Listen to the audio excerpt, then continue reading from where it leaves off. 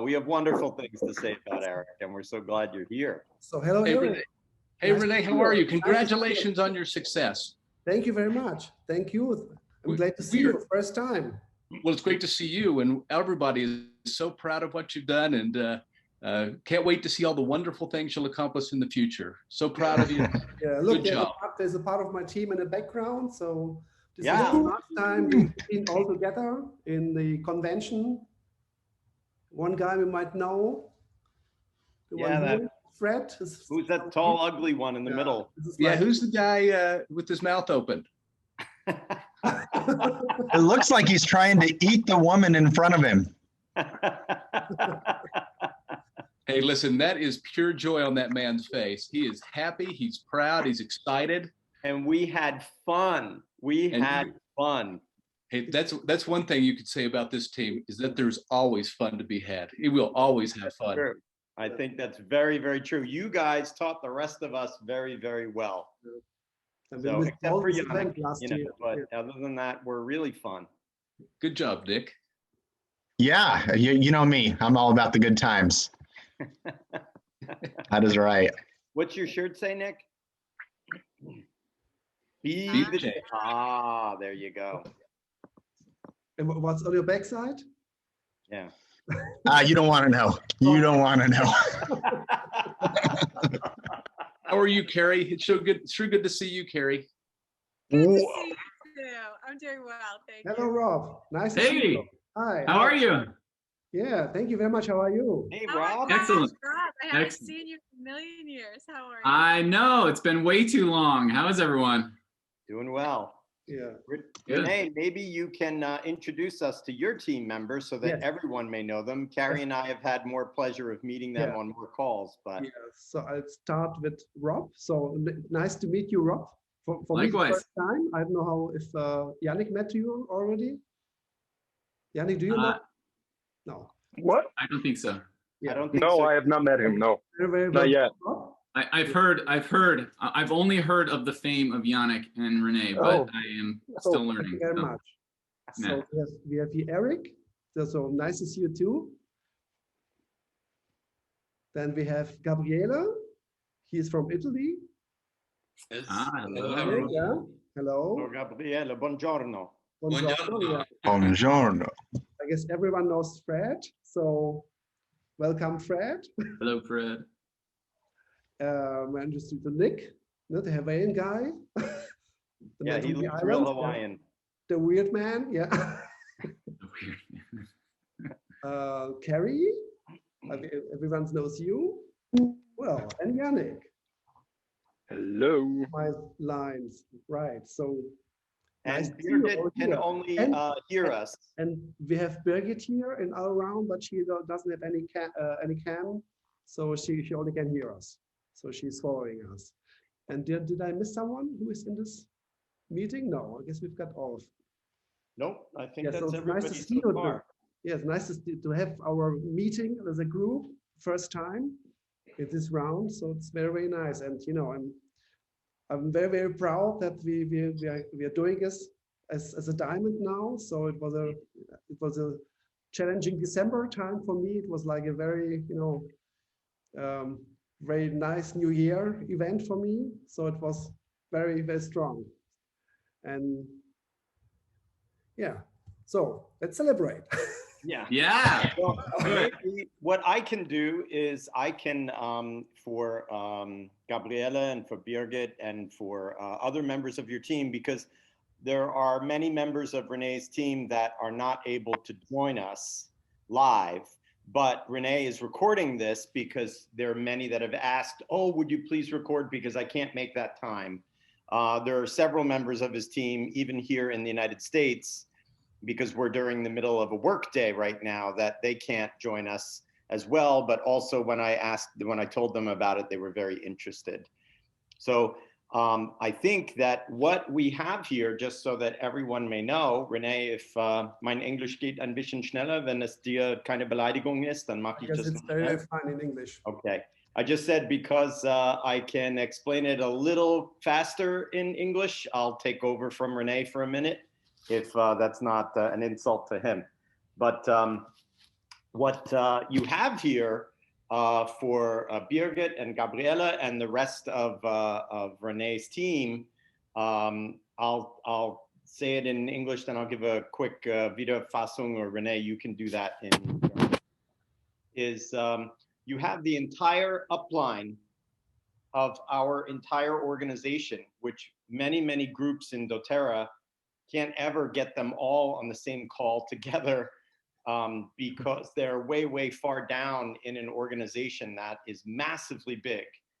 What I can tell you here is we have one of the single most massive teams in all of doTERRA, which is led by Eric, and Justin partners with him. So you'll see Justin from time to time, but Eric and Justin are our upline together. And they had some of the most massive teams in all of doTERRA in all of the world.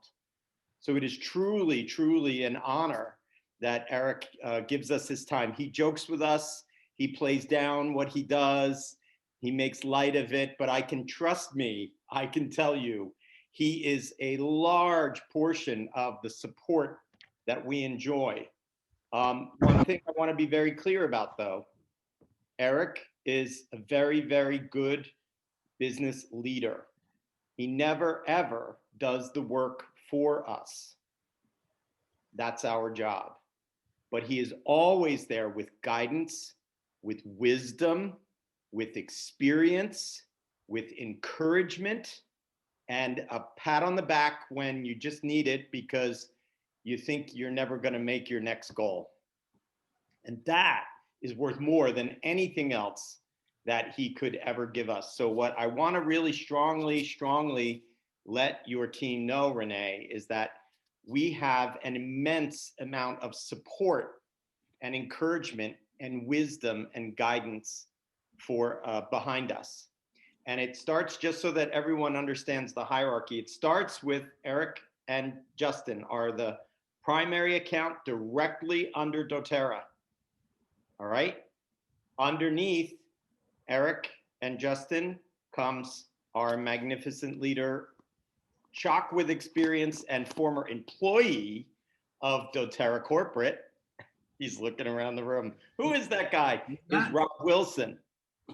And Rob's a great guy. Rob's got 1 million kids, but Rob's also got some great experience coming from doTERRA Corporate side.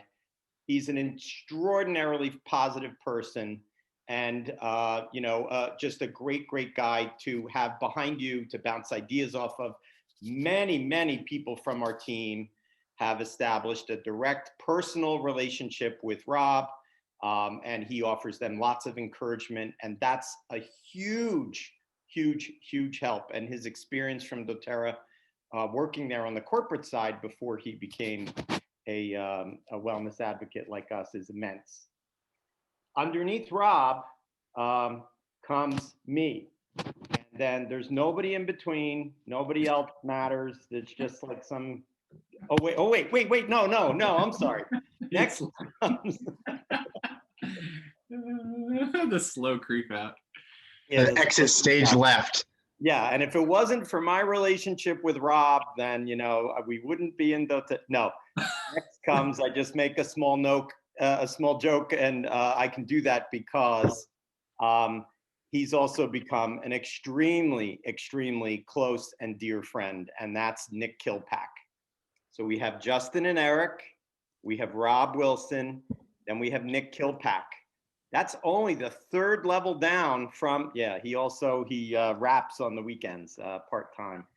But Nick was also at one point a corporate employee at doTERRA. If I'm not mistaken, I think he took Rob's job when Rob left, but he eventually figured that there was more fun to be had and more success to be had, potentially financially, in coming into the wellness advocate side. So Nick became a wellness advocate within doTERRA. He was at that time already a very trusted business partner and a very dear friend. Carrie and I both consider him very close friends. And he's come and stayed with us with his family many times, and we've stayed with him. It's a wonderful thing. And Nick brings everything that I said in Eric and Rob as well. He's extremely active in doTERRA and in supporting and growing his teams. He's always there with information, with help, with suggestions, with guidance, with anything we need. And he also speaks fluent German. So you can talk to him at... Sprechen Sie Deutsch. No, I'm just teasing. But in any case, Nick is a great guy. As you see, we have a lot of fun in doTERRA. There is a great deal of success to be had, but don't deny yourselves the fun. Nick and I have a lot of war stories of our travels together. Several of them he might want to forget. But he's a great guy, and there's a wealth of experience. Fred, you taught me a few German words. Should I share them? No. Don't. There's a couple. No. I'd be happy to share them. No, don't say those words now. How do you mute Nick, Renee? I don't know how to do that. You always learn the bad ones first. The words yeah. We have a mixed audience here. The sentence starts with Yannick, and then you finish it. Yeah, no, we're not going to go there, but because I'll get in a lot of trouble over that one. And although Birgit can't talk to us, she's still there. We want to make sure that we respect her. Make sure she stays there. Yeah, make sure she stays there. Exactly. Thank you, Eric. So in any case, this is just the hierarchy to see. Then Carrie and I share our account together, and we're directly under Nick. And then Renee and I went to high school together. When I went to high school in Germany, in Frankfurt, years and years ago, Renee was my best friend there, and we had a great time. And Renee's story is particularly inspiring because Renee has a great deal of success that he has achieved with doTERRA as a doTERRA diamond, despite the fact that, and this is the reason I bring this up, is that it's a großer Vorteil. It's a huge advantage that you can take advantage of in your own experience, because he had never had any experience with an essential oil before. I'm not even sure he knew what one was. Renee is a very now? Yeah, you do now. Renee is a very accomplished photographer, and he does some major photographic assignments in Germany, even to this day. He just gets to be a lot more picky with them now. But because he trusted me, and because we had a good relationship, a good friendship, I said, I need somebody in Europe to help me out. And he said, okay, I'll do it with you, even though I don't know what doing this means, because I don't know what it is. But the reason I bring that up is that you never know. Someone doesn't need to be particularly experienced in natural health care or in essential oils or in therapeutics or in business even, in order to really be a success. They just need to make a commitment that they're going to learn. And the reason I'm outlining this is a vast array of knowledge here, and that they can go from there. So then, to quickly sum up, Carrie and I have the account together. We're under Nick. Renee is directly under me. He was the very first account that we signed up in doTERRA. He was the first person to say yes. And I point that out to all of our other diamond and blue diamond leaders all the way, that of all the people who knew, he was the first one to say, yes, do it, and don't wait, do it right now. So I was surprised, and I did it, and I never, ever regretted it. And Renee and I have had a lot of fun, a lot of work, and a lot of success that we've enjoyed from there. And now Yannick joins us. In case Gabriele and Birgit don't know, they may see Yannick's name and hear his voice on some of the German and Swiss chats that we have going on. But Yannick is the first person under Renee's team. He's a huge team leader in Switzerland. He has a very large leg. Well, I hate to say it in this expression in English, but he has a beautiful leg of models here in the in the United States from his past career as a model. And that's something that he still enjoys because they love the products and they keep using them to this day. So then from there, Gabriele and Birgit are in other legs in René's team, I believe, right? For Yannick, just to pay attention about Birgit, because Birgit is in Yannick's leg. Oh, okay, that's right. Birgit is actually in Yannick's leg. Listen, when you need help, you can just ask Yannick. Yep. So and he's one of your uplines. He is under Sylvie and so on. So, right.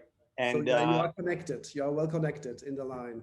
So for those of you listening, Gabriele and Birgit now, Birgit knows maybe most of this. This might be new for Gabriele already, Gabriele, but especially for those of you that are watching this as a tape, it's important that you know who these people are and you know in the organization where we fit in. There is an element under your back office that will list your entire upline all the way up. And if you ever need help in looking for that, if you're curious, it will list their name and their email address where you can contact them if you need something. So this is the family, our dōTERRA family. This is it kind of right here, which is a wonderful, wonderful thing.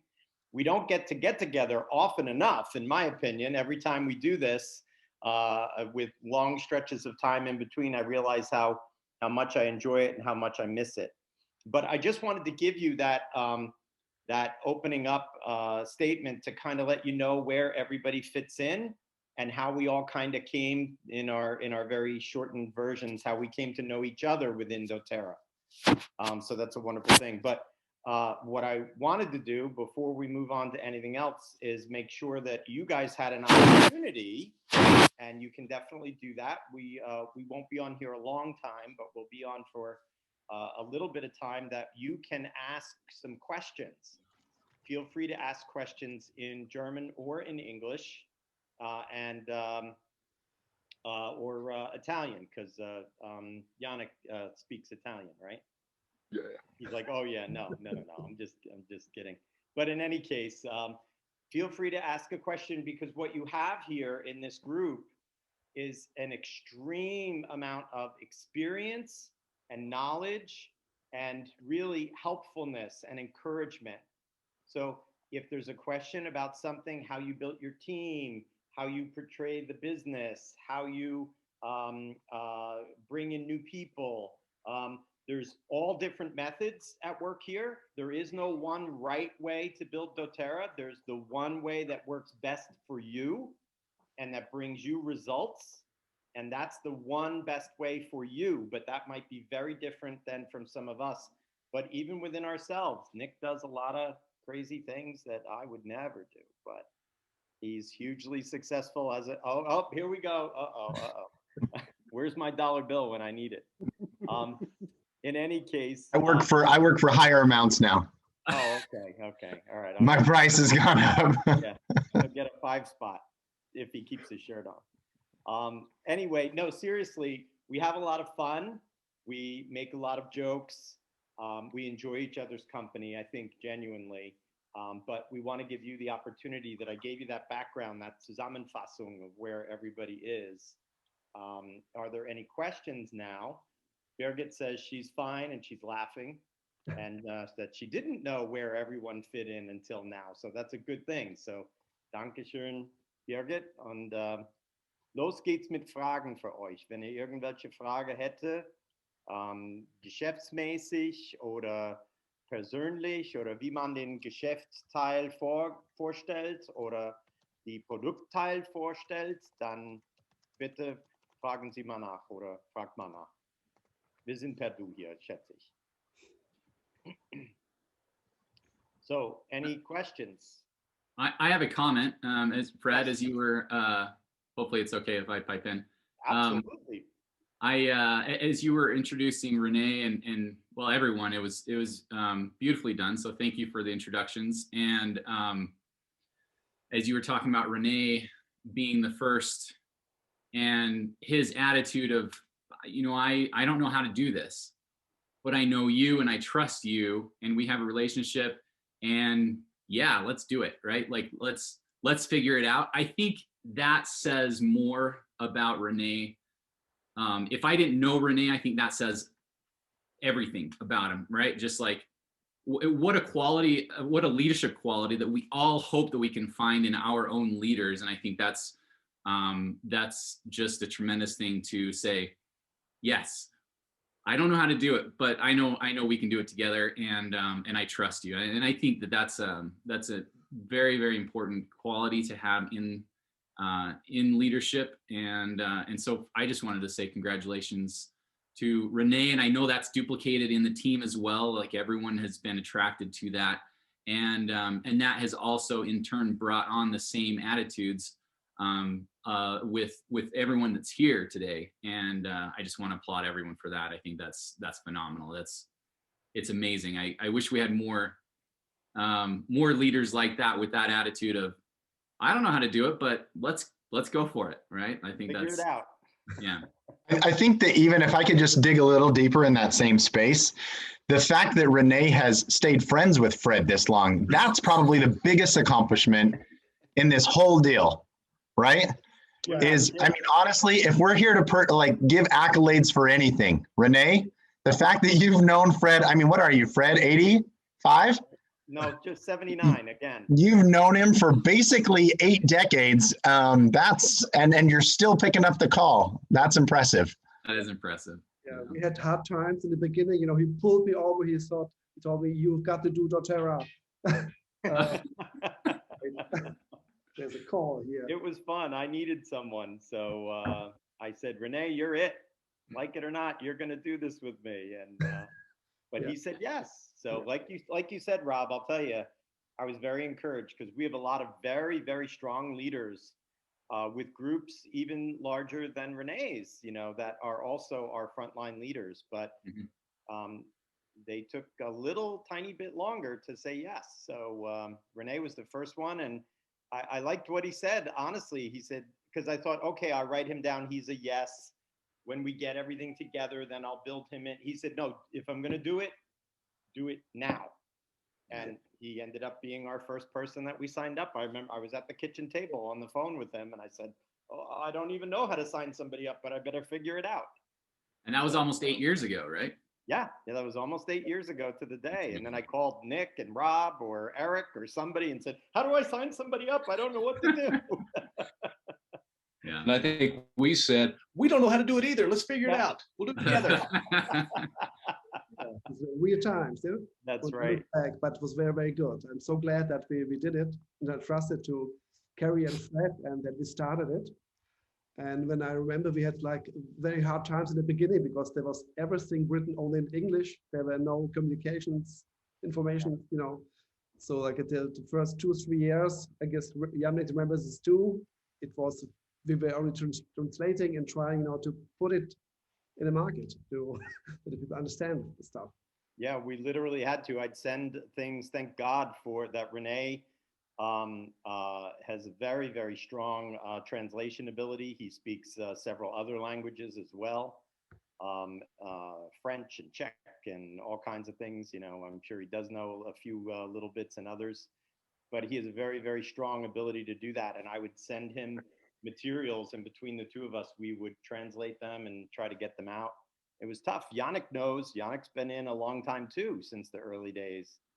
And he knows trying to translate a lot of those materials in the beginning before dōTERRA did it for us. It was a big, big challenge, but that was one of those points where you got to just, you know, do what you got to do and get it done. Figure it out. Yeah, just figure it out. Yeah. Exactly. Congratulations, you guys. What an accomplishment.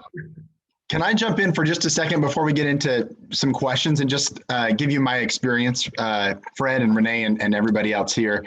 The first time that I had kind of heard of Renee and the potential and the possibilities that this group had in going into Europe, you know, using Germany as kind of that conduit into the greater part of Europe, and the excitement that it generated, not just with Carrie and Fred and myself, but really amongst the greater team in the New Jersey, New York area at that time, right? Because not only was it their first person, but their first person took them international, right? Which is kind of a big deal, right? A lot of people, their first person is their neighbor that lives right next door. And so the fact that Renee, one, said yes. Two, that Fred had the courage to even ask, right, is really remarkable. I've only physically met Renee in the flesh. Even though I've seen you many times, I've only physically met you in the flesh one time. Somewhere out there in my storage in my computer, you know, in a storage unit on the mainland somewhere, I have a recording of Renee and Fred. This is not a video recording though.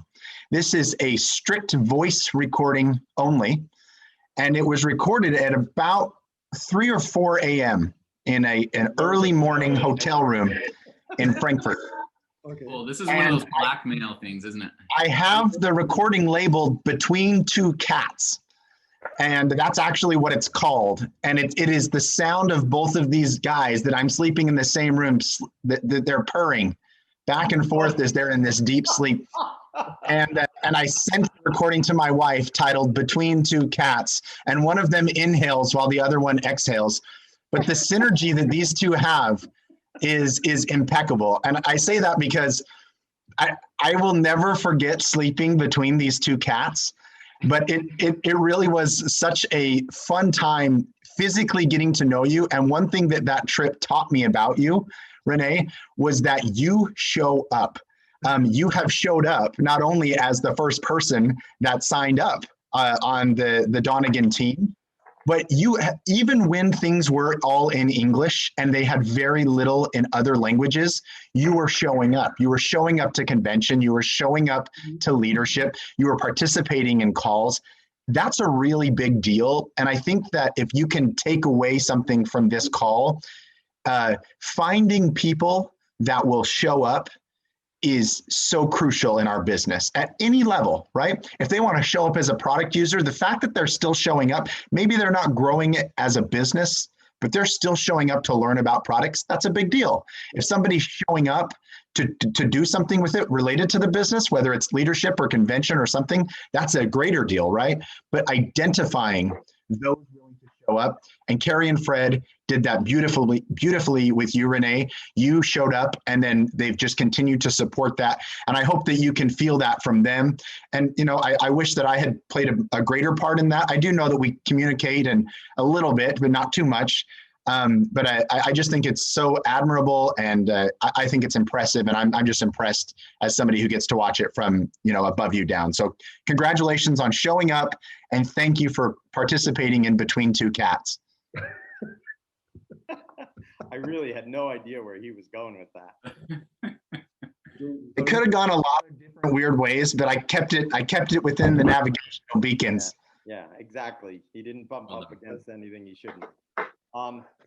Eric, maybe you can share with us, being our top dog, as you know, I often refer to you jokingly when we are in company together, that Eric's our top dog, but he truly is. And Eric's a great leader within the company in many ways. I know the management at doTERRA leans very heavily from time to time on Eric for guidance and just things that they need to get done. And that's why we are truly blessed to have him as a part of our team. But what are some of the top tips that you might share for someone? I know it's a long time for you since you joined doTERRA, but thinking back to that, what is it that you could help them to know? Because in any language, it's sometimes about how you position things, and whether it's for use of the product, which, you know, is the largest part of what we do, or when you're scouting for a builder. What might be the tips that you could give for those two things? Thanks, Fred. And I don't pretend to be an expert at all on this. You know, Justin and I are still figuring it out too. We're working hard. We're in the trenches. We get to interact with the corporate folks quite a bit too.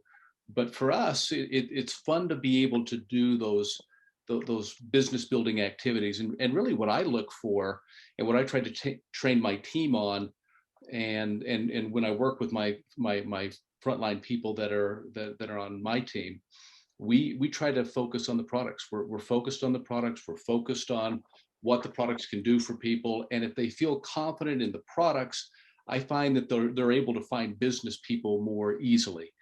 You know, the products are a little bit scary at times for folks. And if you can break down those barriers, which I think we've done a good job at, and Fred and you and Carrie both have been tremendous at being able to train on the products, be completely competent, and be able to give confidence to people about the products too. You know, if you can do that with people, I think that you go a long way to having people reach out, share, and then transition into a business building opportunity or a business building discussion. For me, I come across as a business person, so the business discussions are always pretty easy because that's the scent I give off in between two cats. That's the cat scent I have. But at the end of the day, really what I try to do is I try to get my teams to focus on building a customer group, making sure that you've got a list of VIP customers that you service and work with, and that you're transitioning those folks, for those that want to, that they're transitioning from just being a product user to a sharer, then to a business builder. And if people are patient during that process, I see that we have tremendous success in being able to do that. And the thing is that those people that have experience with MLMs before, which I have a lot of experience with, if I can get them to be patient for the first year or two while they're building that consumer group, they're going to be so happy for the long term because that consumer group is using products. They're just churning through the products. They love the products. And as they're using more and more products, their check grows along the way. And that's the thing that I think we have been really fortunate in being able to do with a lot of my international groups, is to get them to focus. Don't go for the big hitters or all the crazies that want to just do things, go, go, go, let's make fast money today. Over the long haul, they're going to be much better here at doTERRA because you're going to build something sustainable, long-term, and it's going to work over the long term. And I had some multi-level marketers that joined me early on. Fred, I don't know if you've met any of them, but I've got some crazies that jumped in, built. We had great volume with them, but they came and went. They went in there, built for a second or two, thought it was just going to be magnificent and it was going to blow up and it was going to be forever, but they didn't do it the right way. They just went in with the wrong mindset, and then they have probably bounced to 3 or 4 companies after that. And I keep on telling them, it's like, hey, listen, we still got a home for you. Come on back. We'd love to have you back in here. And that's what I'm doing with my teams in Korea, Rob, is I've got those people that are now starting to funnel back to me that have tried 4 or 5 other companies, and now they're going to build it the right way. So, and I'll give you one other tip. I looked at my Fast Start bonus that I got paid a couple of days ago, and I got an $1,100 Fast Start check. It's like, awesome. What in the world is happening there? You're enrolling people. That's the way to do it. That's awesome. So yeah, I've got 3 checks in the last 3 weeks. I looked at my last 3 weeks, had a $799 check, $1,100 check, and then the one before that was about $500. And I'm like, this is great. How cool is that? Awesome. That's incredible. And my other check is okay, but I get so excited about that Fast Start bonus. I mean, that is so cool. So they just keep paying you, and you didn't like enroll anybody this last week? They just keep paying. They just keep on paying me. I don't know what happened. Wouldn't that be nice if that were to happen? That would be nice. They don't pay you if you don't do the work. So I know that means, and look, what a great lesson to us all, myself included, out of that. And that's a lesson that thankfully we learn from you, even though at times we are less focused on it. But we learn from you guys right out of the blocks is you don't ever really disengage if you want to create something that sustains itself. And that is sustainable. And I'm sure, Fred, that the reason why Justin's not on this call is he's out there working right now too. I'm sure exactly why, and it's only because of scheduling. But we're blessed to have either one or both of you whenever you can make it. So, but that's great. But such wisdom in what you said, and honestly, what I'll share with some of the group is too, because we're in 8 years now, is that it's 8 years in a couple of weeks, in about 4 or 5 more weeks, I think. This is some of the same advice. I just met Eric at that time. I didn't know Eric, and we just met. and we met over, I think it was Skype at the time, because Zoom didn't even exist then. And it was grainy and choppy, and, you know, but we got most of the conversation in. This is some of the same advice that Eric gave me at that time.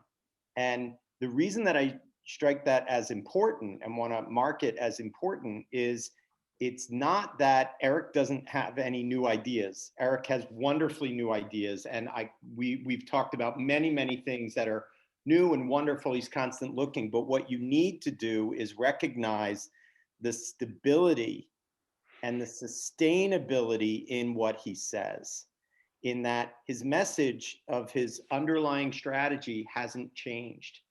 And that is, the people who want to jump in, they hear about a multi-level marketing company. Oh, it's new. I'm going to be the first in. I'm going to make lots of money. And then boop, I'm going to get out, and, you know, that'll be it. doTERRA is not like that, not at all. And that's where Eric's wisdom when we were starting, which I'm sure is some of the wisdom he employed when he was starting, that same wisdom is credible and valid and produces even today. So we're so lucky to have that. And thank you, Eric, for sharing.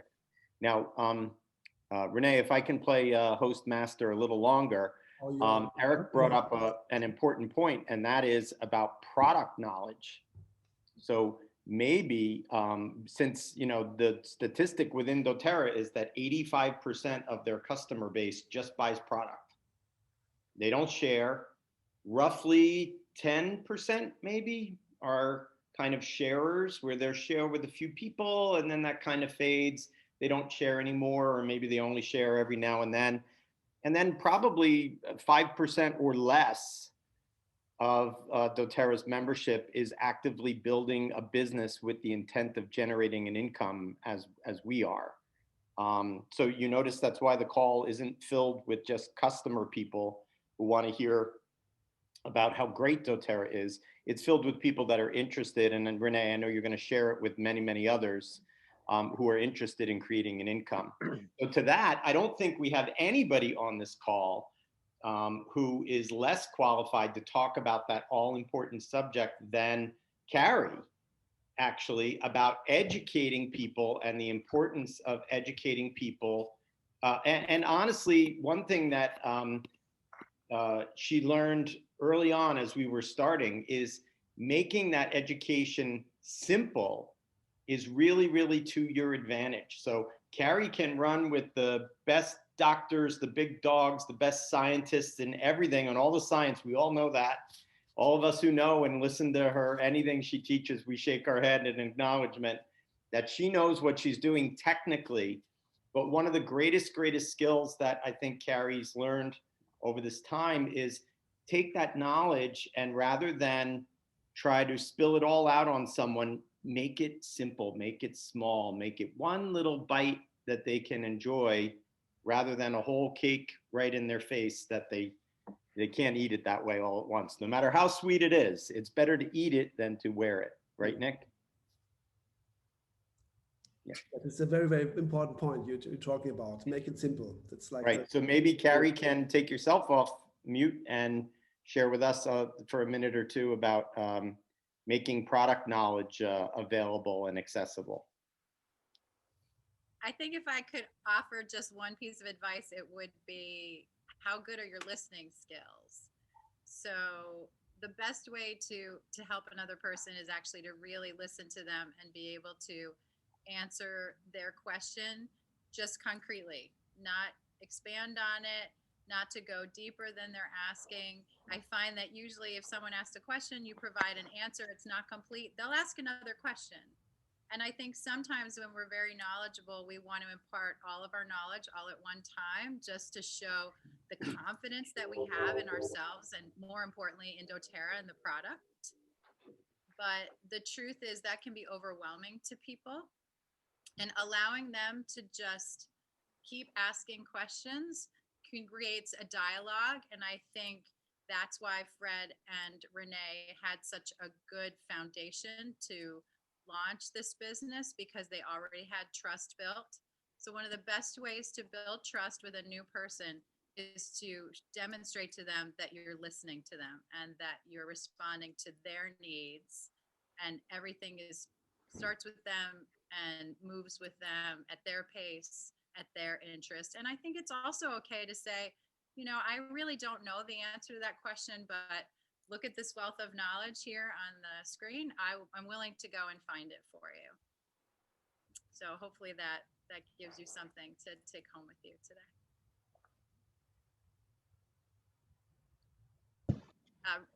Can I jump in? Oh, sorry.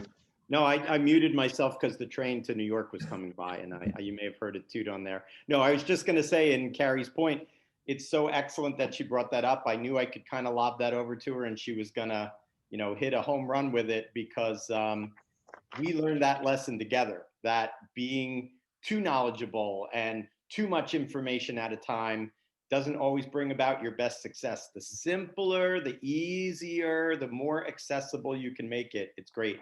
Nick, what were you going to share with us?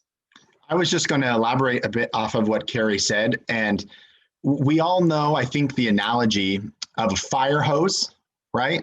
And how much pressure and how much volume is created when you pressurize water and shoot it through a fire hose, right? And it has a purpose to put out a big fire.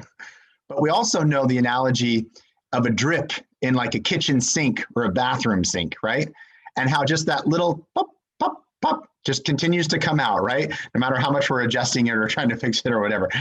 The one thing that I absolutely have loved about the way that Carrie has tackled the education of our business is the simplicity of the drip, right?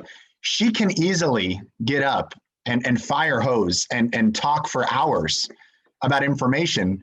But it's just like Fred was saying, oftentimes people get overwhelmed and overloaded, and it's not about how much Carrie Donegan knows.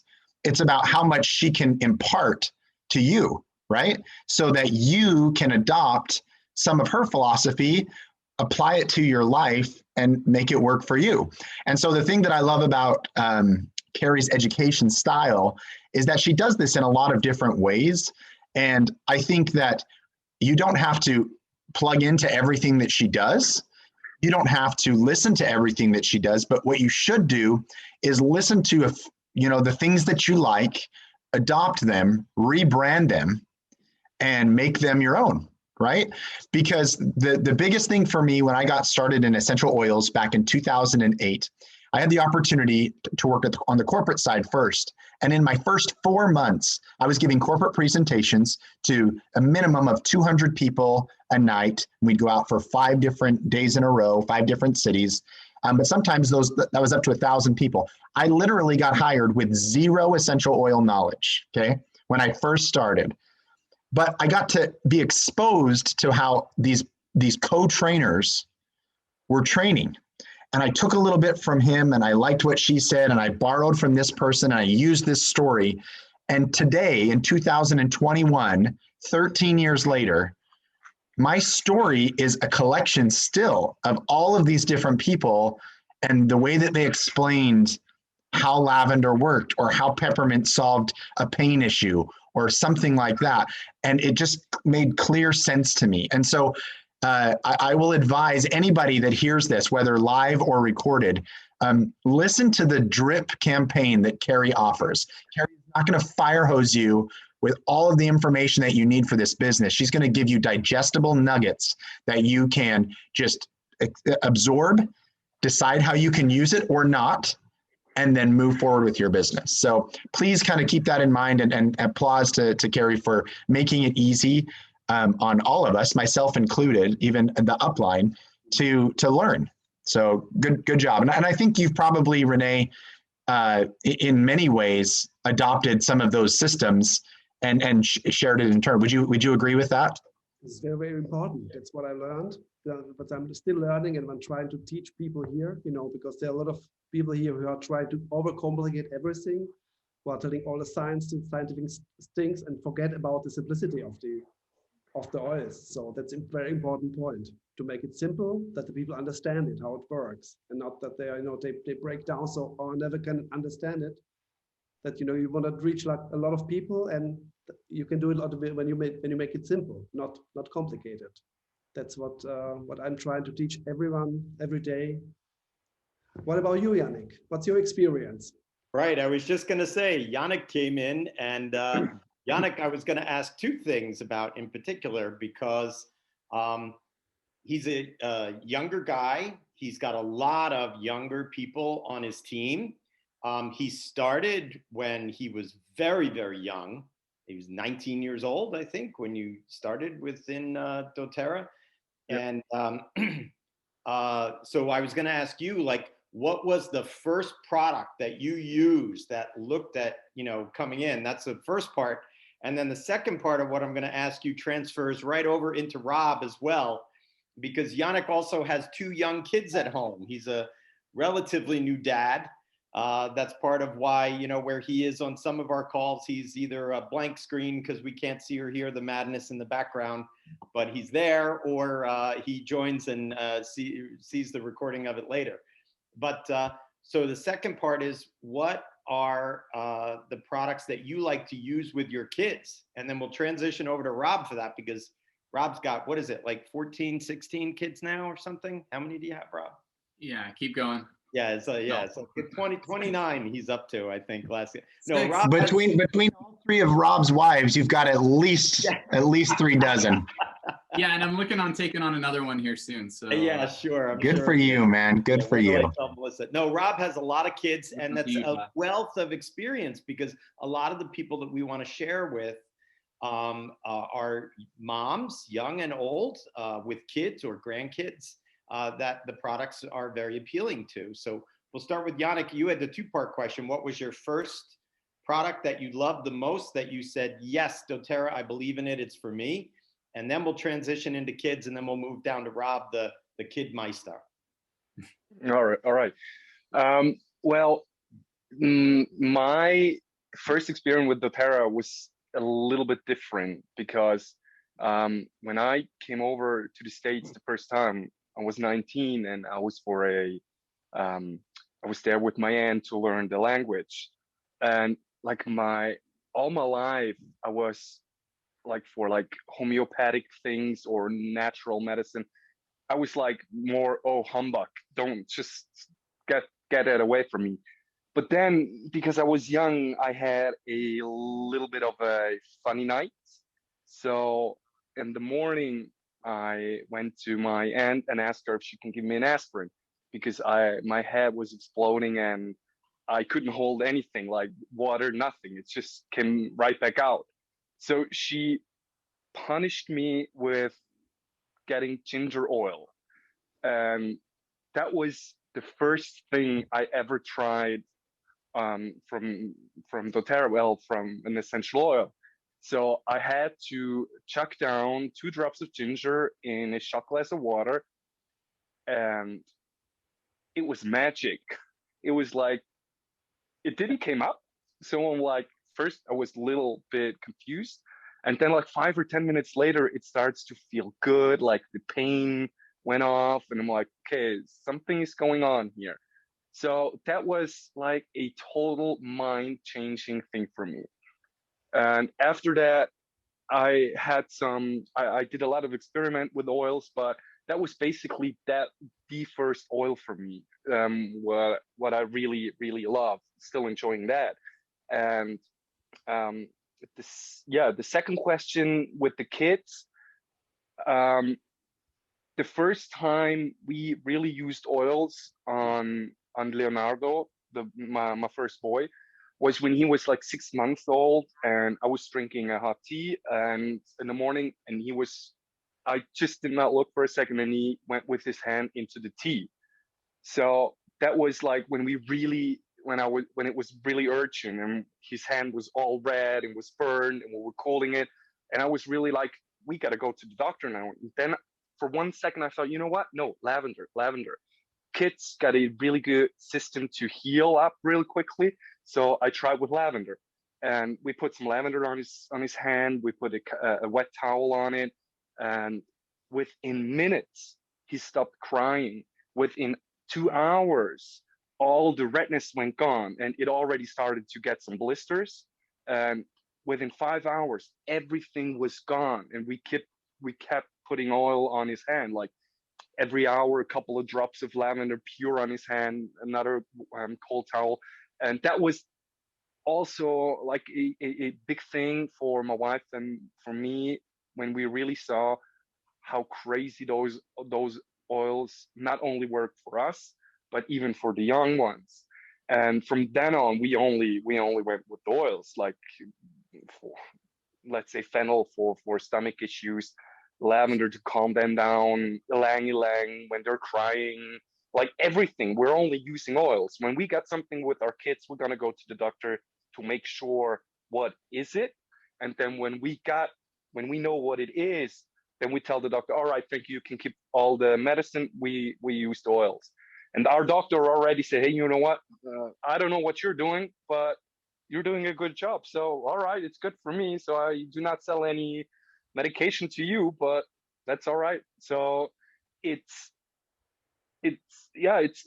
very, very, very fantastic to see. And especially like from my mindset, before I started even knowing what an essential oil is, I did not like any kind of that humbug, voodoo, whatever. And now it's like the thing for me. When I have something, oils are all over. And I think that's exactly one thing you guys said before, especially what Carrie said, the listening part. I'm not a salesman. I'm working with doTERRA because I know how great those oils are. I know the capability of what they can do, what they can achieve, what you can achieve with the oils for your own personal health. And that's what I figured out too. It's the best way to listen. What do they want? And then adopt to what they want. Then you can recommend them some products and not only try to make them buy a diamond kit or buy that kit because it's a lot of money, a lot of PV, and you get a good check. But a couple of days later, they don't know what to do with those oils. So I think it's just everything has to come from your heart. And that's also one thing I think you said, Eric. If someone is not if someone is just doing it for the buck, then it probably does not work. If someone really wants to do it because he wants to do it, maybe he's interested with oils, or just the motivation has to be the right thing. And that's what we see here with lots of moms and lots of young people here in Switzerland. Well, Switzerland is like one of the biggest countries for pharmaceutical companies, and we have crazy laws for pharmaceutical things here, but it's changing. It's changing so dramatically that the young people are sick of taking for everything a pill there, and antibiotic there, everything, like getting crazy, getting their body messed up. And yeah, I'm living in a good time, so I'm really can get that, or I'm really not can. I'm going to get that groove into here to every mom, to every young adult. But especially what I have to say, young adults is crazy to work with them. The reliability part of it, sometimes a little bit tough, but that's all right. It's something to work with. It's a very good thing, very good story. Thank you, Yannick. I would like to ask Gabriele about his experience. Gabriele is with us for 1 or 2 years now. Is that right? I joined doTERRA mid of 2019. 19, yeah. And how did the oils catch you? How was your first contact? How did you find it? You have to know that I was working almost 40 years in the automotive industry. Right. But 2009, I already started to study naturopathy. And because I was attracted by natural remedies, and essential oils was something was very fascinating for me. But because of my job, I never had time to do direct experience on that, and to increase my knowledge about the oils. And mid of 2009, Hubert asked me if I would be interested to join doTERRA. I said yes, definitely. And I used the first 6 months to let come the oils in my life, to start to knowing them, to experiment, to use them in my life. Meanwhile, I use them also in the kitchen to cook and so on. And I also decided to leave my job because I wanted to become again master of my time.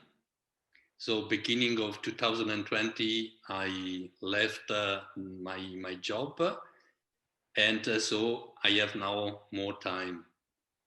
I fully agree with what Fred said. So there is a huge need for education, because most of the people, at least under my contacts, they believe that essential oils are something nice which smells nice, which can be used with a diffuser just to perfume the room. And it is a long way to educate them, because I fully agree that you have to give piece by piece, not a full cake, because otherwise you don't reach your goal. So I am so happy and so convinced about the quality of the oils, and I would like to share these with most people, to give them the opportunity to test them, to use them, and to solve some problems they have. And so I'm facing some difficulties also because of the COVID situation. Many people are facing severe financial problems here in Italy, especially those they don't have a fixed job, so they're freelancer. Many of them have difficulty to bring food on the table every day. So there are a lot of people which are interested, but no way at the moment to think about spend money for essential oils, even if this would be in some cases necessary, but they have first to bring food on the table. So my experience was I started first to speak about dōTERRA to those people I know that they are interested for holistic topics, for natural remedies and so on. But most of them are affected by the COVID situation. Now I reviewed the strategy. So I also used the very important suggestion Fred and you gave during that event some months ago in German, where you said, make a list of all potential people. And with this list, then you can play as you want. So now currently I am focusing to people who have more or less stable financial situation, so that they can trust to do the jump and join dōTERRA. So I see that in the last time, more people than in the past month are joining. And I'm looking for people who have a good communication ability, and people, they are also sensitive to what they experience, so that if they can test by themselves that by just using an oil or some oils, they were able to solve some topics or some problems, they will become good multiplicators. So they will talk to family members, to friends, and so on. And this will help to enlarge this education, and also to motivate people to use essential oils instead of pills and pharmacy, or also chemical remedies. Mm-hmm. And so my question is, how long did it for you? So more or less from the start to build up a team until you were reaching an interesting volume. So how long did it take? Go, Nick. Gabriel, is that directed at anybody? Can I speak to that? You called it. Okay. I wasn't sure if that was specifically for someone. So I had a plan when I was getting started on what I wanted to generate and what I needed to replace my income. So at the time that I left doTERRA corporate, I was making, at that time, the most money I had ever made at a corporate job before. And it was advised by many people that I knew, friends and family alike, that this was maybe not the best choice to make, to step away from that good, comfortable income and take a gamble or try something that was maybe what they figured or viewed as unproven. And so I wanted to make sure that the decision that I was making was the right decision. And so in doing so, I basically, I reverse engineered where I needed my income to take place, like where I needed it to hit the mark of. And I looked at it from a sense of how much can I personally, physically do to get to those goals.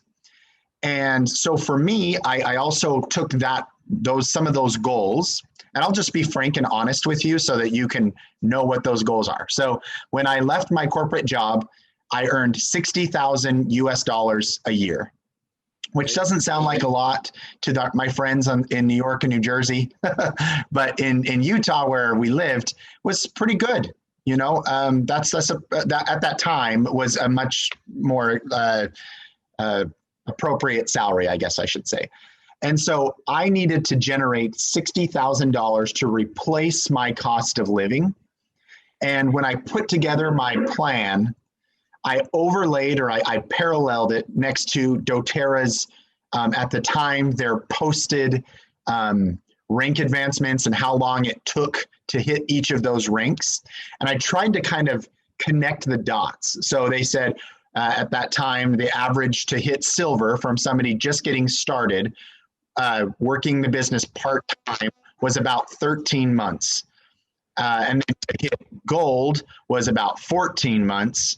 And then to hit platinum and diamond, the average was about 23 months. And obviously at that rank of gold, you were transitioning more to more of a full-time job.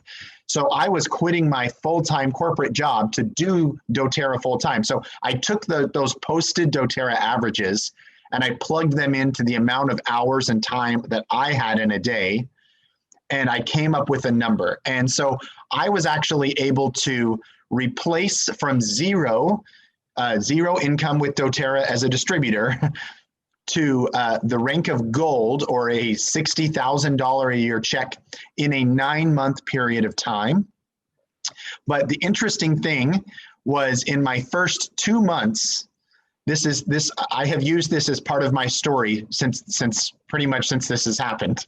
So I'll tell it to you again here. And that is, in my first 2 months of being in doTERRA, I enrolled 43 people. I enrolled 25 people in my first month, and then I enrolled 18 people in my second month.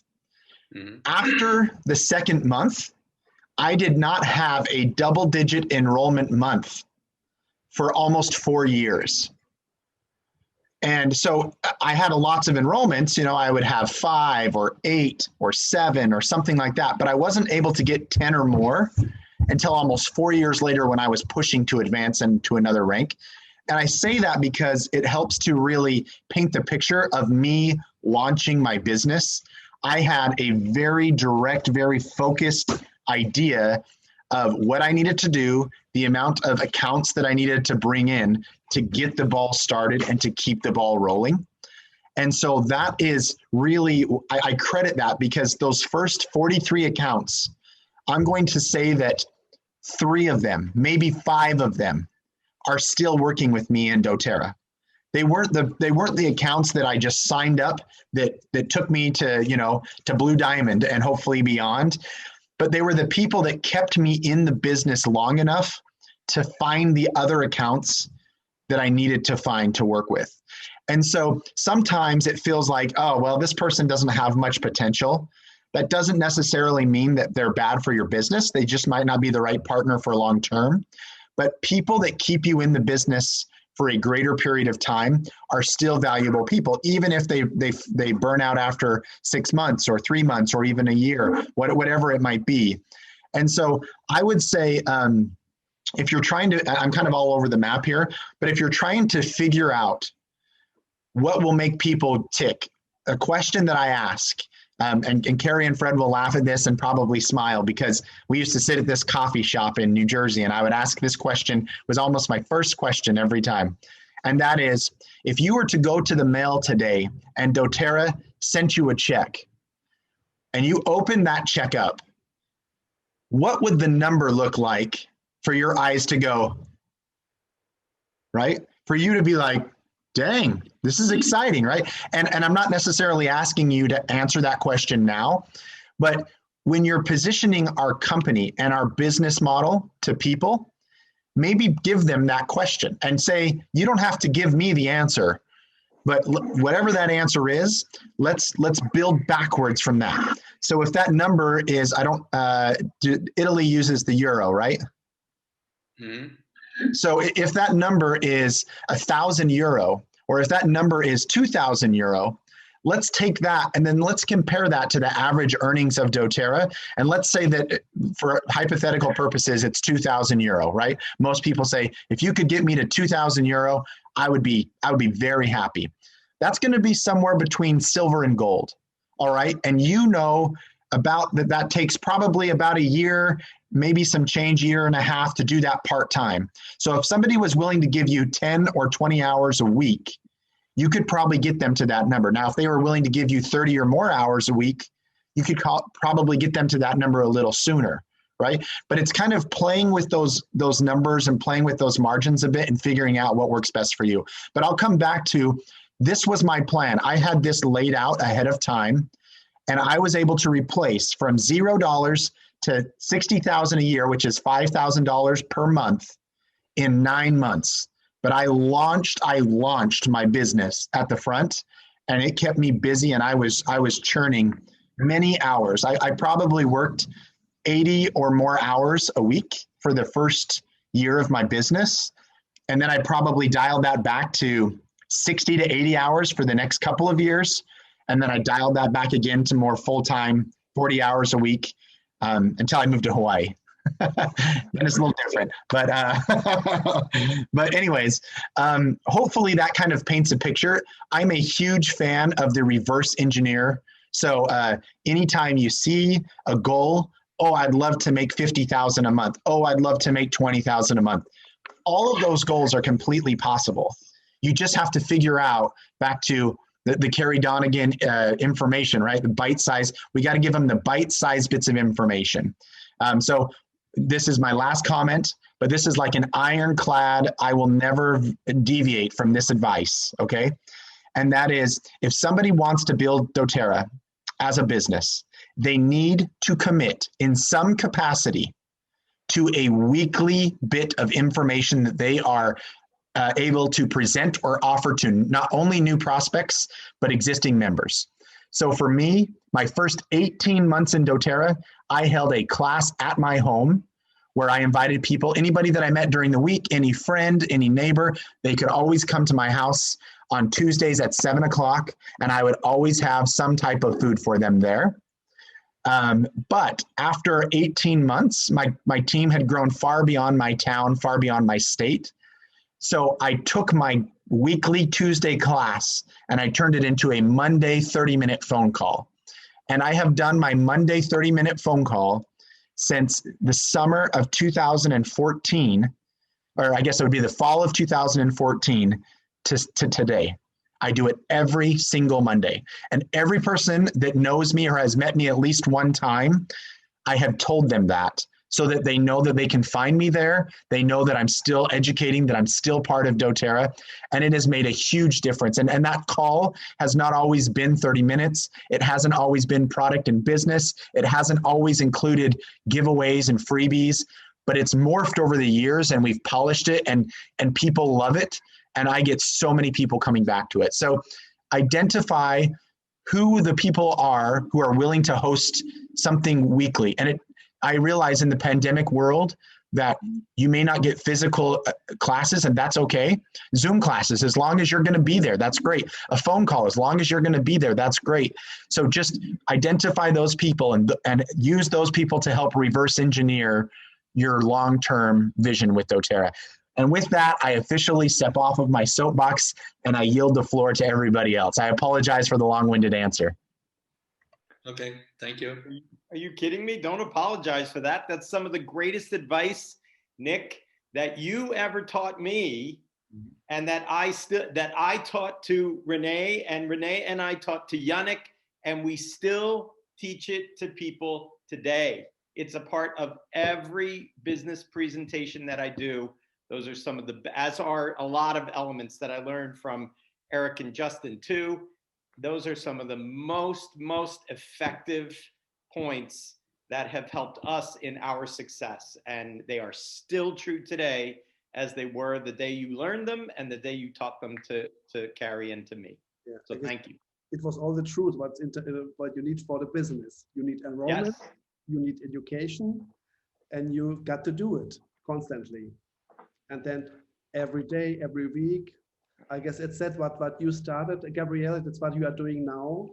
I mean, you started, you are like a freshman, for one, you are doing it for 1 year, but I see what you are doing, and you are doing very constantly, and you are successful in doing it. And as you introduce how you do it, it's the best way you can do it. You just keep on doing it, and you see what's going on with it. Yeah, thank you. One more thing that I will just add, and I said I was off my soapbox, but I'm not. And that is, you want your name to just be synonymous with doTERRA. When people in your town or when people on your team think of you, they think of, oh yeah, the doTERRA guy, right? I know that guy, the oils person. And I'm Nick, the doTERRA oil guy, right? Like people know me as that. And it's kind of almost like an alter ego that you take on.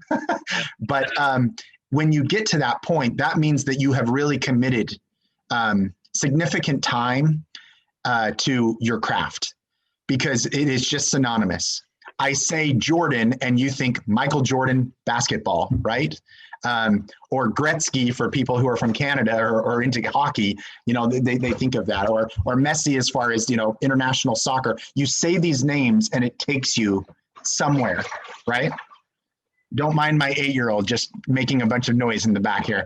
But anyways, I want you to be the oil guy. I want your name to be synonymous throughout Northern Italy and beyond with doTERRA. And I think you can continue to beat that drum to those within your voice, and you'll see great success with that.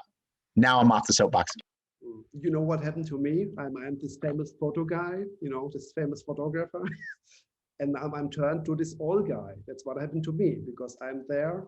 I'm like communicating. I'm, posting things. I'm talking to people, and the people are coming out to me because of the oils. Sure, they know me as a photographer, but my image has changed. It took a while. I've got to convince myself, to allow it. This, how to say, this profile. But now it's working. So. Renee, I had the same.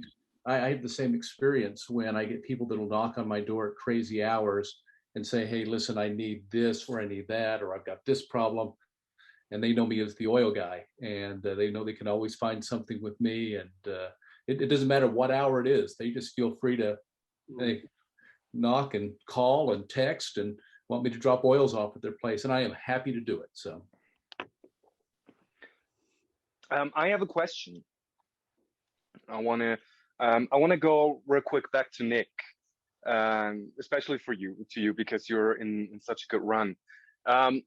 When you just shared with us your story from the beginning, did I understand that correctly? That when you decided to do dōTERRA, you did dōTERRA from the first second on as a full-time job. So every hour you worked for dōTERRA. You did not have another side income. You did not work another job or something like that. Okay, good. And I think, well, I would say probably, what was it for you, Eric? When you started dōTERRA first, did you at the beginning, did you had another job? Did you had to work full time at something else and start dōTERRA as a part-time job, or did you committed for it like from the first second on? Yeah, I was lucky because I ran a company. I was the CEO of a company for about almost a decade, and I'd had some savings. And when I started with dōTERRA, I had those savings, and I'd committed that I was going to go. I had enough savings to last for 4 years, and I was going to use up all of my savings to make it work. And I just jumped in and made it happen. Okay, cool. Well, if I, yeah, I was just going to say, I think the angle that you're taking is for people that are doing it as a side hustle, right? They've got other commitments that they've got to do this. You just have to put that into your expectation for result. So if you can only give it 10 hours a week or only give it 5 hours a week, adjust your results to those hours so that you're not setting yourself up for failure. So for me, to your point, Yannick, it was a sink or swim situation, right? I had to produce income for my family or we wouldn't eat or we wouldn't have a place to live. And so I was fully committed. But if I was working a full-time job and I had kids and I had a wife and I had all of these other things, there's a pretty good chance I wouldn't have as many hours in a day. Not pretty good chance. There's about 100% chance I wouldn't have as many hours in a day to give to it. So I have to go with what I'm given. So in a situation like yours, for example, I don't know what your free time looks like, but I would start by saying, can I give myself an hour a day? If you can give yourself an hour, can you give yourself 2? If you can give yourself 2, how about 3? You know, and just kind of building it more into your daily habits. But I think that's where you were going. Hopefully I didn't put my foot in my mouth by jumping ahead, but go ahead with the rest of your question. Well, it was not focused on me, but so yeah, we're gonna let it slip by for you. Just that's the last time. No, it's not about me. It's like more about all the younger generation who I'm working with here. Is like the reverse engineering thing. That's something Fred taught me like at day one, and I really loved that. And it's like. But that's all good. Like when you do the reverse engineering, you get the numbers. You can like get them down on daily basis and especially on what time you can spend on like what you said, the free time, like yeah. So but like the thing is, how do you keep people motivated when they're starting to struggle? Like in the beginning they're like really wow cool and it works. Like for example, I have now a new business partner. He's a really good friend of mine, and he lives in my town. He has 2 kids, wife. His wife and my wife are really close friends. And like a couple of weeks ago, he decided to, hey, you know what? I want to do dōTERRA. I want to do this. I want to get there. He's working a full-time job, and he's like pretty much in the same situation as I am. But like, I want to be prepared because that's something I already faced a couple of times with previous friends or previous people who work with me in dōTERRA, who are like, they were in the beginning really focused and wanted to accomplish some things, and we did the plan, but then all of a sudden it did not work out the way they planned it, or we planned it. Like, let's say we got to talk to people and they're going to refuse, and everyone says no, no, no. So what do you like?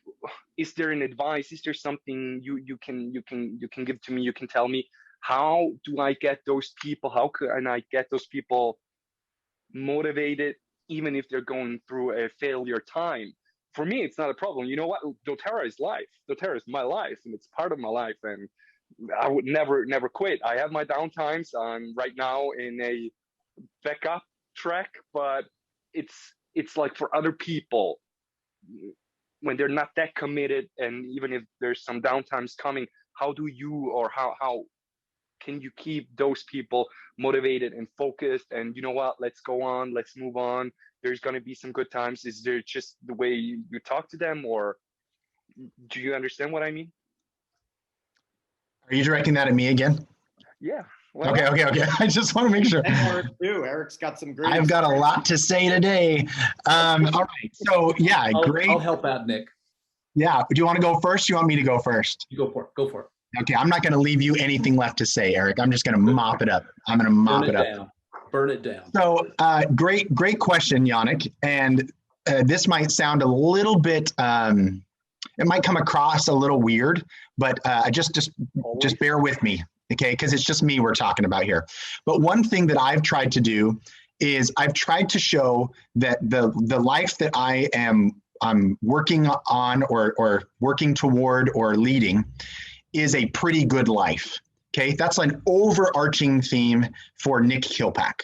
So compared to my other friends, compared to my family member, or compared to people that I don't know, people might look at me from the outside in and say, Nick's like doing it pretty good right now, right? Like what he's doing is pretty cool. And I kind of want to do stuff like that. I'll use a real life example that happened within the last 7 days. Okay. And that is, some friends visited, they just left last night, and they ask about time off or how much time we take to travel or whatever. Right. And I don't have to take time off. we don't have to escape the good life that we already have, because it's a pretty great life. So if we want to do something fun, we add to the great life that we have. I'm saying that this is going to come across as like I'm bragging or I'm pounding this I'm cool drum. But the idea is that I'm trying to project that what we have is very valuable, and I'm willing to share that quality time, that quality life with other people, but it doesn't come without a price tag. I spent many hundreds of dinners away from my wife, and at that time, our daughter, right? We didn't have our twins yet. I spent thousands of dollars, thousands of miles in the air, many nights where I had little sleep because I was traveling or whatever, to sacrifice for what we have now. But during those times, I was still trying to even then project a life that people wanted. Oh, cool. Nick is in New York City right now. What the heck? He was just in New York yesterday and now he's in Florida, right? And it's like, where in the world is Nick? And we were playing whack-a-mole trying to find me. And to an outsider looking in, that was exciting. They wanted to see where I was. And I'm not even just talking about on social media. I would get a text from a friend, or somebody might call me, right? Even my own dad. Where are you at? Oh, I thought you were in Tennessee. No? Oh, you're in Texas? Oh, I guess I got that confused, right? And you're just going out and you're showing people, I'm going to do this with or without you. And that's where I'll finish, is that comment. In the beginning. Oh, can I interrupt real quick? Please. Can you adopt that to, let's say, my situation right now?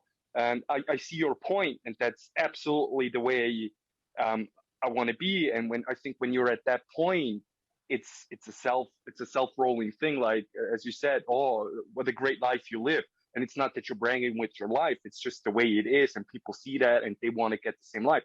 But right now, for me, it's like I'm still in pretty much the same situation as my friend who is joining me and wants to be a team leader with me. And I cannot brag about my life with doTERRA right now to him, because he looks at me and says, hey boy, you're still working as well, another job. So what are you bragging about? So, you know what, can you get that a little bit down to my level, like what can I do to keep them going?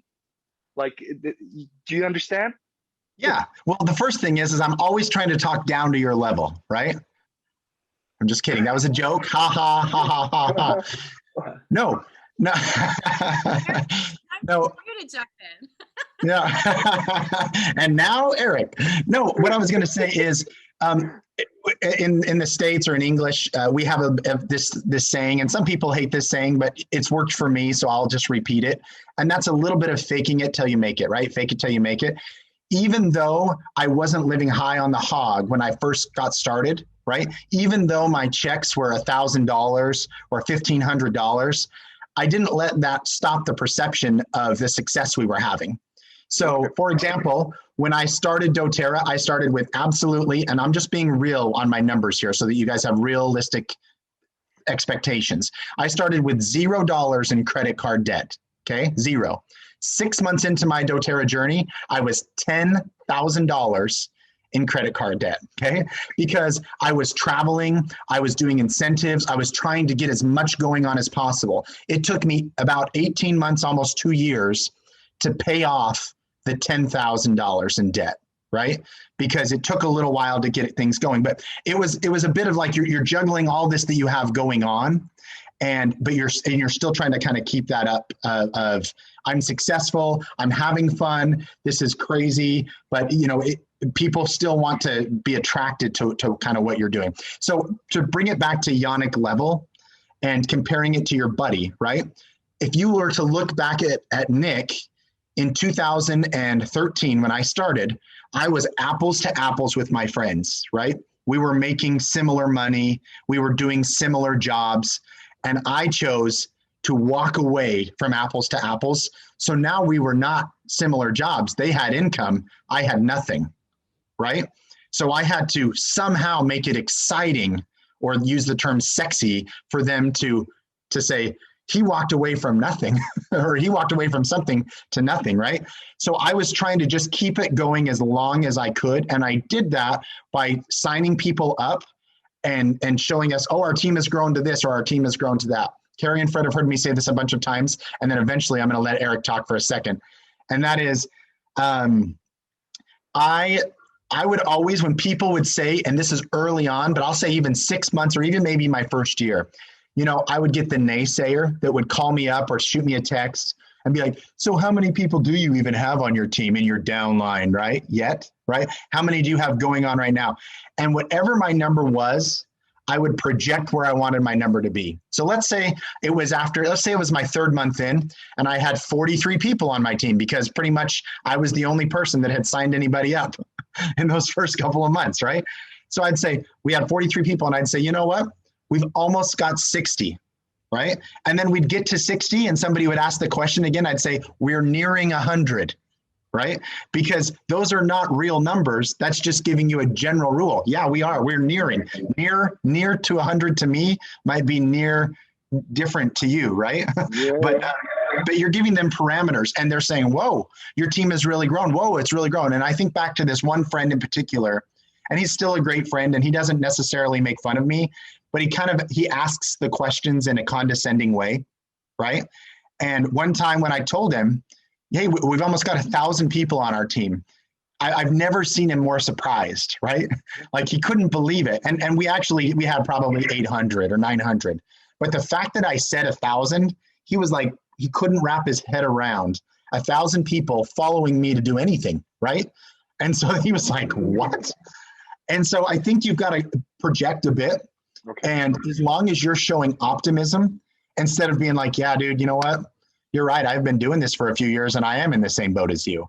Doing that, you're coming back down to his level. But if you're showing optimism of where you want to go and how you're going to get there, people want to be around positive people. They don't want to be around negative people. And with that, I hope that Eric will fill in all the gaps and cracks of what I just created, the bomb that I just dropped. for you to just mop up. Eric, do you have any additional advice for Yannick? I have no additional advice. Nobody could add anything to that. That is as good as it comes, Yannick. You know, I'll go back to my experience too, just to keep it lighthearted and easy. I remember when I was starting, I told you that I came and I was debt free when I started, and I'd had savings, but I wasn't making any money either. I mean, if anybody had any job, they were making more money than me when I started. And it was one of those moments where it's like, you know, you kind of question yourself if it's going to work or not. You're inviting your best contacts, your best friends, your relatives. And there's a level of anxiety that comes with that. And I would almost say for me, it was borderline desperation. And it's like, what if it doesn't work? Who else can I call and talk to? This is my best lead and contact. And the approach that I took, Yannick, is probably the same approach that you take, is that I ran with them as fast as they wanted to run.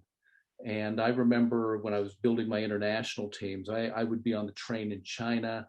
You know, we would do 5 or 6, you know, cities a day, where we would do an event and an event and an event and an event. And we would go from here to there to the other place.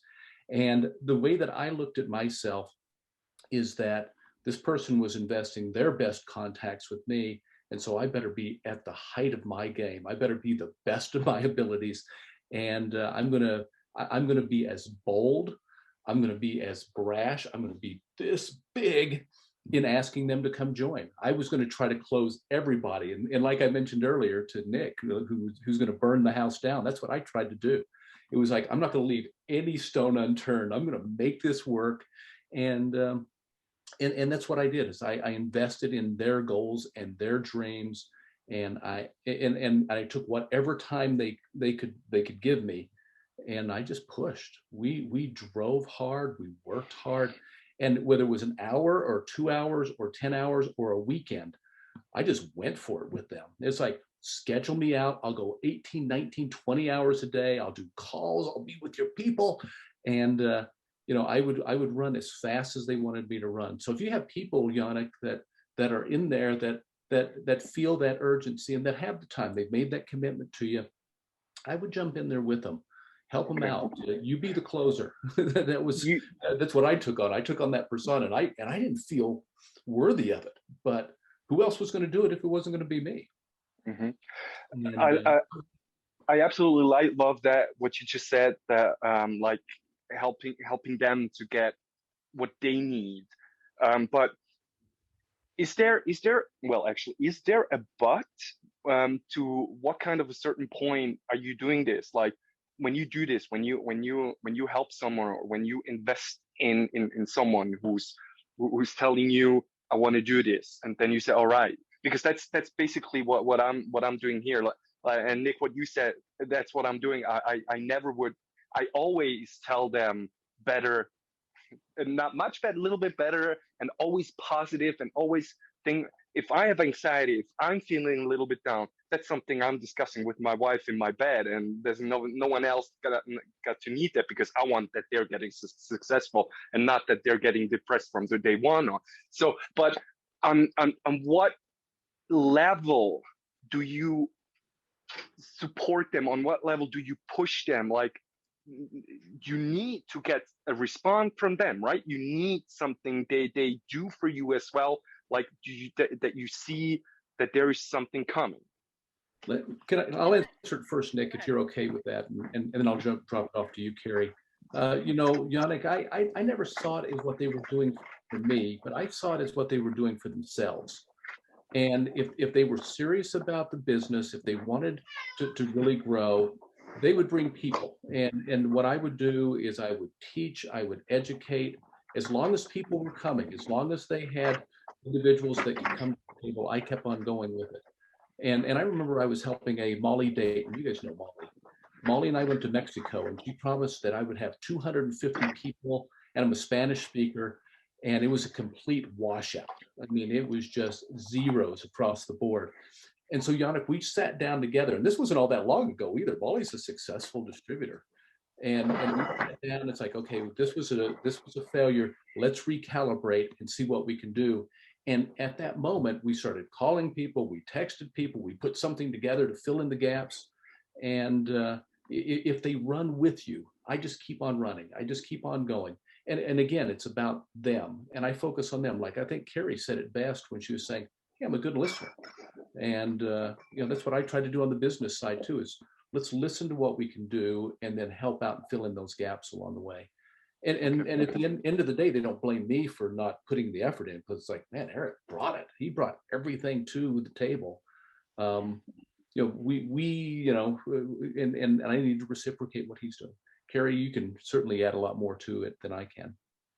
No, I'm actually going to maybe throw a little feminine energy into the conversation, which might work or might not work, but I will absolutely share with all of you that any success I've ever enjoyed in my life has been due to surrounding myself with people better than me, which includes my husband, which includes Renee. And I mean, literally each and every one of you have been like this little gift. So Yannick, when I sit down with someone that I know has brilliance, because it's so much easier to see positive, for me, I'm going to talk for myself. It's easier for me to see the glow and the brilliance in other people than maybe even to see in myself.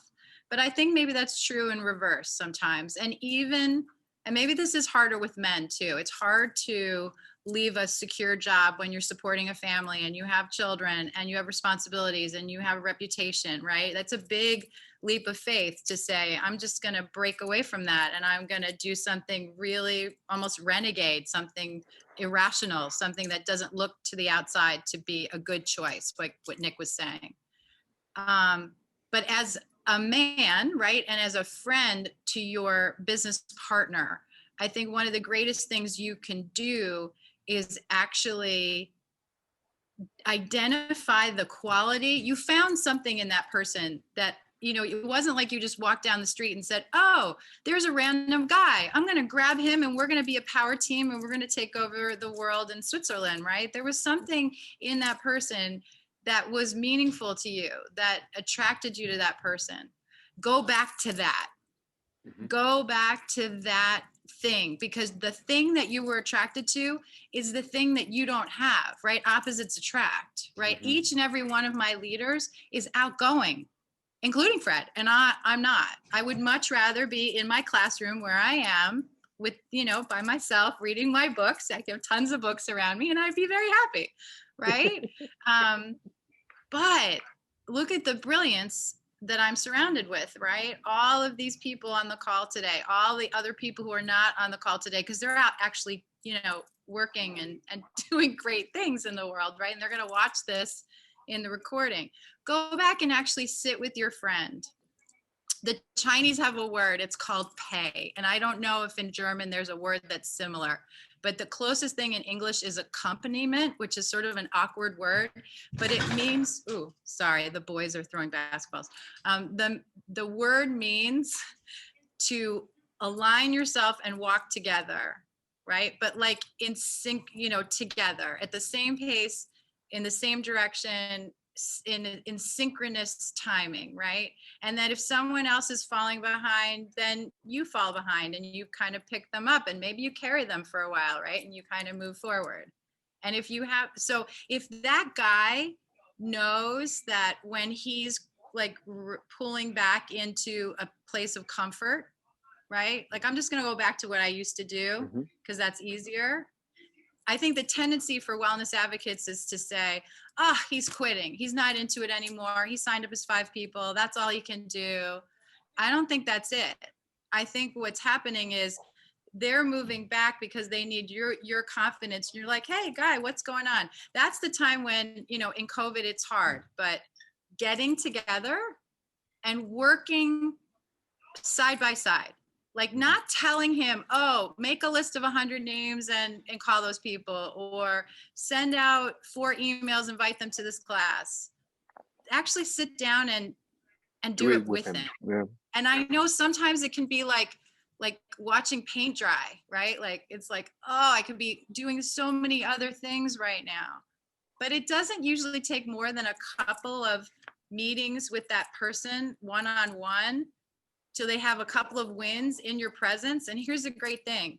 When they win in your presence, what do you get to do at that moment? Celebrate. Celebrate with him, right? Yeah. At that moment, right? At that moment, you can go, oh my gosh, look, that guy is coming to the class, or so-and-so's kids got better. There's a witness to their success. You got that Right? appointment. I think sometimes even when you send someone off and you say, make a few phone calls and they get something done, they're doing it like alone. It's like, oh, guess what? They said yes. And you're looking around and you're by yourself and you're like, oh, good for me, right? It's like, that was fun. Let's do that again. No, right? But if you're out with your friend and I don't know, you had a drink or two and you're like, get a little bit of bravery in you and you like ask the guy next to you, hey, you want to try an essential oil? Or baby, take this ginger before you drink another beer. Or hey, as Fred always does, puts the oil on the table and talks to the waitress. But when you're with your friends and you're doing it together, there's confidence and confidence is exponential, right? Mm-hmm. And our business is about multiplication. Mm-hmm. So bring yourself back into the relationship and then move forward. And I think you're going to see, because that same person who attracted you is still there. He just pulled back, and you got to go, oh, wait, I'm going to go back and I'm going to get him. We're going to go out to dinner and we're going to do a couple things together. Mm-hmm. And if it's a bum night, guess what? You had a good time with your friend. Yeah, thank you very much. I love that.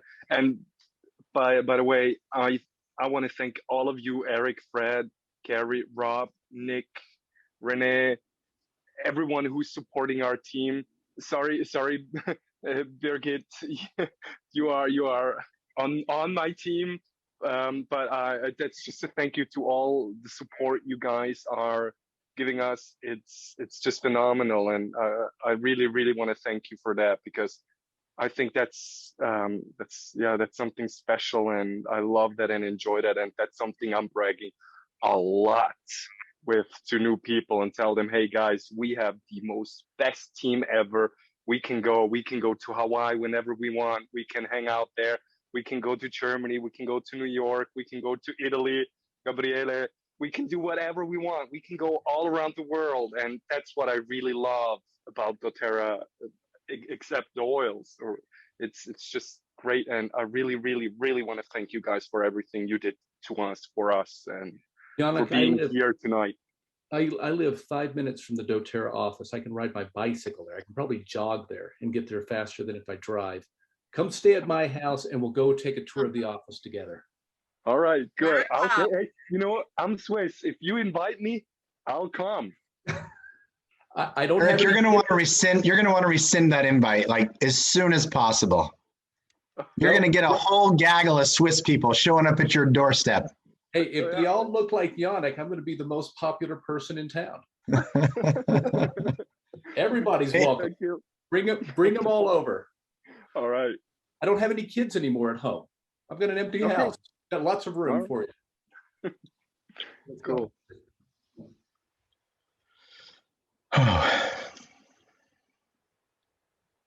So Renee, how are you feeling? You got a lot of knowledge here today. Yeah, it was a lot of stuff here, so but it was very good, very nice meeting. I liked it very much, and it's very impressive to hear all this wisdom and knowledge. And I'm glad that we did this meeting, and well, I'm looking forward to have a next diamond meeting. Like I'm looking to Gabriela, to Birgit, to Yannick. Maybe it's your next turn when you're gonna get it as well. So I'm. Can I just jump in, Renee, really quick though? It doesn't need to wait that long, because even if Gabriela or Yannick, even if you get there in 6 months, but you need somebody on this call to help represent or to help validate what you're talking about. That's what really, I think Carrie touched on that. That's what can really bring some energy and good, I don't know, like a good omen or something. It kind of raises everybody. I would be remiss if I didn't say I have leaned on Eric more times than I'd like to admit, right? To just strictly validate what I'm doing, right? I've leaned on Fred and Carrie, even though they're in my downline, I've leaned on them to validate what I'm doing. And if you are doing a class, or if you're doing it as in a Zoom class, or if you're doing a physical class and want to have an expert or a partner from another country or from another area of the world to just validate what you're saying, have one of us do it, because we are more than happy to speak from our level of experience. Certainly we can trim our diatribes so that we're not sitting here just talking forever, but we can just talk about, you know, how important the work is that you're doing and how we can play a part of that. And certainly when the world goes back to a sense of normalcy, which I think we're rounding a corner there, then we can start to do physical meetings and see each other again. And even something like this Zoom call, anytime I'm with faces that I recognize, I don't act like this with my kids or my wife because they just get annoyed with me, right? And so when I can just like be myself with everybody, it just makes me happy. And I think that the energy that we can all share together, whether it's through a computer or in person, really helps to breed a good attitude, and it just gets people excited. And so my last note there is, we don't need to wait to celebrate something as incredible as your diamond is, which I am so proud of you for doing it. And I'm so happy that you stuck with it. I think we should be holding hands and doing this more often in some capacity, right? It doesn't always have to be all 4 of us or 5 of us. It can just be one of us, and it could be every couple of months to make it extra special for your folks. But and then you fill in the gaps to make it even more special in the off months and whatnot. So thank you so much for allowing us to participate in this. Rob texted me. He's stayed on the call, but he's playing Mr. Dad and Mr. Mom this week. His wife is out of town, so he actually went to pick up his kids from school. And he said it's not looking good for me to get back in time. So he's actually not on the call, but he just wanted to say thank you very much for the invite and congratulations for Diamond and for everybody. And Gabrielle, I want to make sure to note either a month or 2 ago and maybe the last few months, because as soon as I saw your name, I recognized it. I know that you have been signing up many people and you're one of our top enrollers. So that does not go unnoticed. I knew that you were in Italy. I didn't know who you were, but I knew that you were there. And so I just want to say, even though I didn't know you personally, now we kind of know each other a little bit. Your efforts have not gone unnoticed, and congratulations on your recent enrollments. Right. That's great advice by Nick. One point I would add to that too is, because Gabrielle, you're, like Nick said, we all notice when we see someone that's bringing in a lot of new people. And, Birgit shared with many, many people in the past too. Even before you get to a point where you think that you might have enough people to put together your own class, your own Zoom meeting, your own something, even before that point, there's a point where you can start absolutely right away, even if today's your first day and you're only one person. And that is that Nick holds a call every Monday night, US time. Carrie holds at least 2 through our team and our team leaders. We do 5 and 6 calls a week, every week on different topics. So even if you just have a person who's coming in and they say, oh, I can't have a class yet, I don't have enough people, I just have one friend I might invite, then don't feel the pressure to make your own class. Feel that you can invite someone to join you on one of our already existing classes. Renee holds a number of classes, and he and I have taught a number of classes together. So you want to get together where you're taking advantage of the resources that we offer you. I know that Eric hosts, a ton of things regularly reoccurring. So rather than waiting even to where you feel you have to get the responsibility of getting your own class and then invite one of us to come, join one of ours with just one other person without any pressure. And that can be very, very effective, especially because you don't need to prepare anything. We've done that all already, and all you need to do is invite them to join you. And maybe that's an easy first step that you can do with one person at a time, and then you can build up from there. But you can do that right away. Thank you. So the only thing is that many people are not fit in English or in German if we talk about the class of Renee, but I appreciate your proposal, and I will keep it in mind. Right. We have printed materials in Italian now. So a method might be that you can attend Nick's class, for example, or you can attend Carrie's class because your English is very, very good. But then from there, you can take that material and then you have all the material to teach your own class and use something to support it that's printed in Italian. Yes. So I think that's it. Yeah. This is great. Yeah, this Thank was an you so awesome much. time. Thank you all so much for your time. Thank you, Renee, for pulling this all together. Yeah, this is fantastic teamwork, isn't it? I mean, it's Do it again. all co-working together. So let's. All right, we won't wait so long till we all get together again, and then we'll be celebrating with Birgit and Gabrielle on their next accomplishment, and with Yannick too. Yannick, you're kind of you're not just a junior team member; you're almost a senior team leader. So we look at you. No, we'll call him. He's like a peewee member. It's below junior.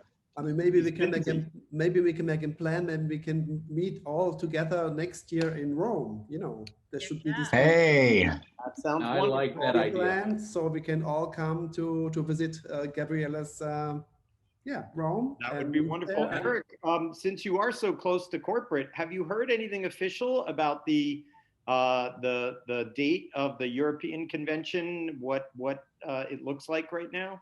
No, I haven't heard anything new. I was with the bunch of the Europeans a couple of weeks ago in Nashville that had come out, and we talked about it. And I think that they certainly are anxious about making this happen again. I think they're just looking at specific jurisdictions and locations and what the rules are and what they're going to be.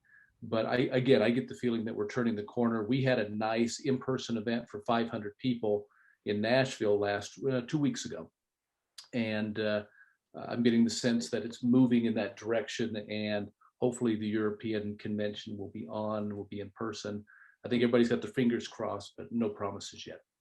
Right. Yeah. Cross fingers, or as they do in Germany, you press your thumb. There you go. Let's do that. All press our thumb and cross our fingers. Yeah, do all of that. So we hope. So Nick got it. Okay. Well, thank you guys. This was so wonderful. Renee, you want to close us out? You're the leader here. Thank you very much that we met all together here, and this was wonderful. I would say we should do it more often, maybe this round or similar. So let's see us again, and maybe we'll hopefully meet in person very soon. Absolutely. Yeah. Thank you so much, Renee. Yeah. Take care, guys. Thank you, Renee. Thank you, Eric. Thank you, Carrie. Thank you, Nick. Thank you, Gabriella, Yannick, and Fred. Thank you, Renee, for having arranged. Yeah. And thank you to all of you for your time you have spent with us. And thanks to Rob too. We know he's with us in spirit, even though he's with the kids in the car. Right. That's right. That's right. Gabrielle, so nice to meet you. Yannick, great to see you again, my man. I look forward to meeting you in person as well. Yep. And Birgit says thank you very much, and she says next time she'll try to get her camera and microphone that she can take more part. Birgit's a great partner. I've had the pleasure to meet her, and she's great and wonderful, and this is a good thing. So ciao, Birgit, mach's gut. And greetings to the rest of the team who will watch this recording later because they couldn't make it during this time, but you're all still very, very valued members of the team, and we really appreciate you, and that's why we're here. So thank you all so much. Okay. Take care, guys. So bye-bye. Have a wonderful day. See you soon. Ciao. Adios. Adios. Ahui ho.